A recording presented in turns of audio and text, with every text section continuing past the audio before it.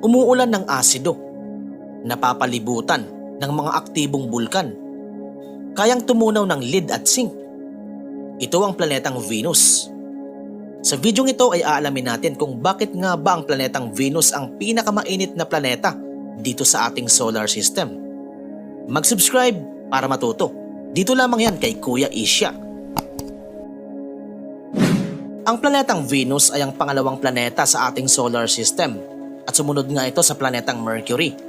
Kung iisipin natin, dapat ang Mercury ang pinakamainit dahil ito nga ang pinakamalapit na distansya sa ating araw na planeta.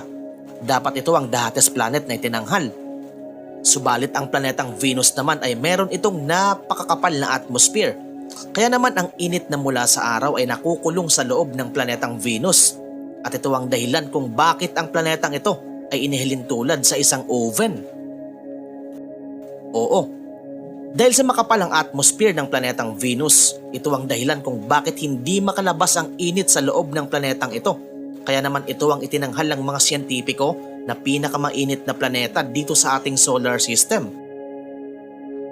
Umaabot ng 867 degrees Fahrenheit o 464 degrees Celsius na kaya nga nitong tumunaw ng lead at zinc ang atmosphere o ang surface ng planetang Venus.